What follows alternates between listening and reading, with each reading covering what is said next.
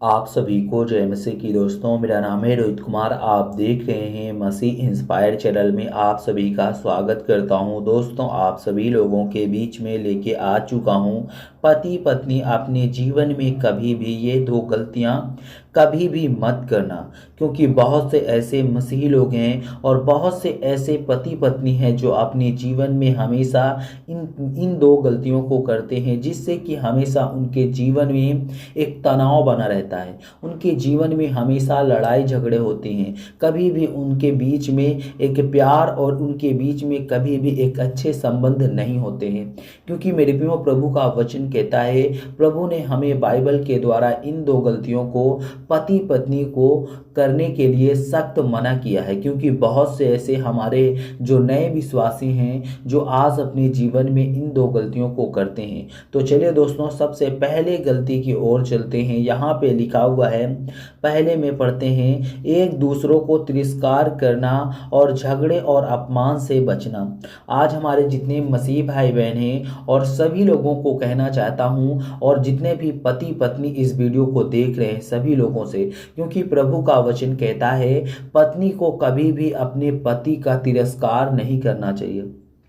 अपनी पत्नी का परमेश्वर का वचन कहता है कभी भी अपनी पत्नी को कभी भी अपने पति का तिरस्कार और उसका अपमान कभी भी नहीं करना चाहिए। और उसी प्रकार एक पति को कभी भी अपनी पत्नी का तिरस्कार और अपमान नहीं करना चाहिए। क्योंकि मेरे प्रियो, अगर आप लोग अपने जीवन में एक दूसरे के प्रति तिरस्कार करते हो, एक दूसरे के प्रति आप लोग इज्जत और सम्मान नहीं देते हो, तो मेरे प्रियो, प्रभु का वचन कहता है आपके जीवन में और आपके जो रिश्ता होंगे वो रिश्ते आपके कमज़ोर हो जाएंगे। आप लोगों के जीवन में बहुत सारी समस्याएं आएंगी, बहुत सारी दिक्कतें आएंगी। और परमेश्वर का वचन यहाँ पे कहता है, पढ़ते हैं, तुम एक दूसरे से प्रेम रखो।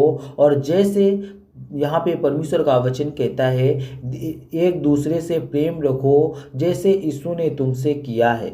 यहाँ पे परमेश्वर का वचन कहता है हर एक पति पत्नी को एक दूसरे से प्रेम करना चाहिए और एक दूसरे का सम्मान करना चाहिए। और यही परमेश्वर का निर्देश कहता है। और परमेश्वर कहता है कि एक दूसरे से प्रेम रखो जैसे कि यीशु मसीह ने तुमसे प्रेम किया है, ठीक उसी प्रकार पति पत्नी एक दूसरे से प्रेम करो, एक दूसरे के प्रति अपने जीवन को व्यतीत करो और दोनों की बात अपने जीवन में मानो।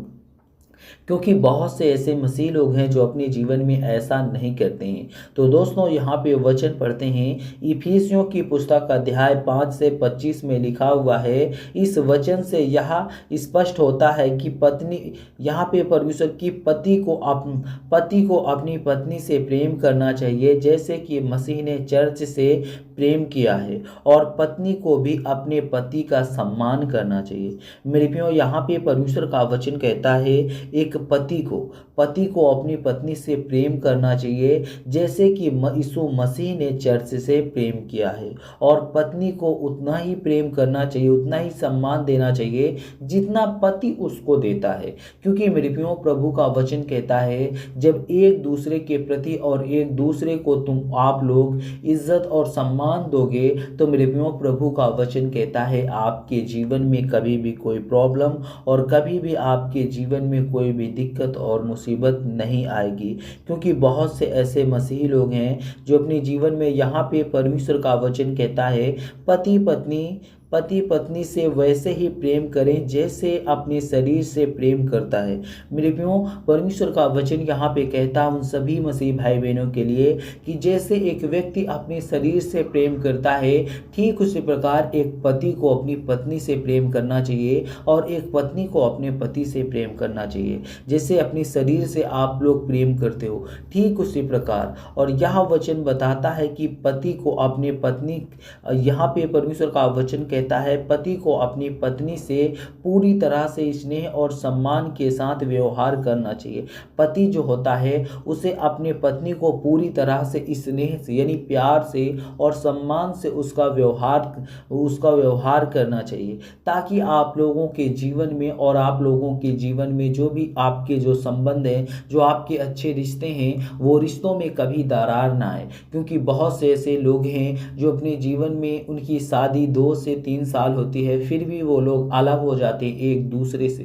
क्योंकि मेरे प्रियो आज परमेश्वर का वचन कहता है बहुत से ऐसे लोग हैं जो आज तलाक उनके जीवन में बढ़ते चला जा रहा है। ये संसार में तलाक बढ़ते चला जा रहा है। एक पति और पत्नी को अलग किया जा रहा है और एक पति और पत्नी अलग हो रही हैं। ये दोस्तों परमेश्वर की ओर से नहीं, ये शैतान की ओर से है। और दोस्तों दूसरे वचन की ओर चलते हैं। यहाँ पे लिखा हुआ है 2 में पढ़ते हैं, एक दूसरे के साथ संवाद की कमी और आपस में बात करना या सुनना। परमेश्वर का वचन कहता है एक दूसरे के साथ संवाद की कमी होना। जैसे कि आज बहुत से ऐसे लोग होते हैं जो पति पत्नी के बीच में पटरी का मतलब होता है जैसे एक ट्रेन होती है, ट्रेन 2 पटरियों में चलती है। ठीक उसी प्रकार पति पत्नी का जो जीवन होता है वो एक पटरी से नहीं चलता है। एक पटरी हो जाती है पति की और एक पटरी हो जाती है पत्नी की। अगर दोनों की पटरी एक साथ चलेगी तभी ट्रेन चल पाएगी। ठीक उसी प्रकार पति पत्नी का संबंध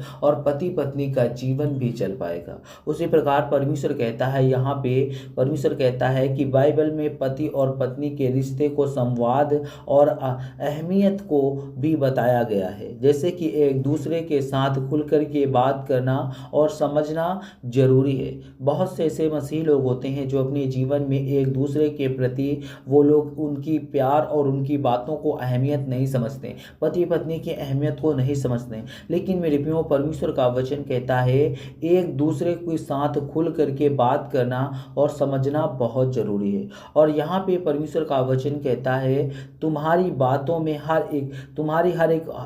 हर एक बातों में और हर समय नम्रता और प्रेम हो ताकि तुम ठीक से उत्तर दे सको। यहाँ पे परमेश्वर का वचन कहता है तुम्हारी बातों में हर एक समय नम्रता और प्रेम होनी चाहिए ताकि तुम ठीक समय पर उत्तर दे सको। और यहाँ पे परमेश्वर का वचन कहता है कुलुस्सियों की पुस्तक अध्याय 4 से 6 में लिखा हुआ है, यह वचन हमें बताता है कि हमारी बातचीत हमेशा नम्र और प्रेम पूर्वक होनी चाहिए और समझदारी से भरी होनी चाहिए। इससे किसी भी परिस्थिति में यहाँ पे परमेश्वर का वचन कहता है आपसी समझ और समाधान मिल जाएगा।